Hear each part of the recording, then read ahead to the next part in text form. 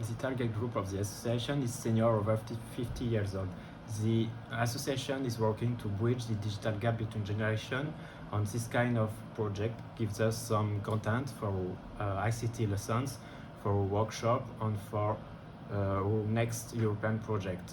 Thanks to the exchanges of good practices between partners, it gives also some ideas for next European project.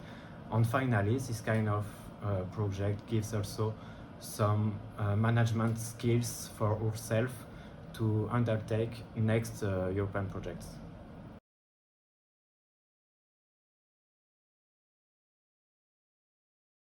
A senior will be able to use the result of this project to support the work of its teacher for new activities or new workshop. It will be a benefit too for the senior member of the organization for more stimulating activities or workshop.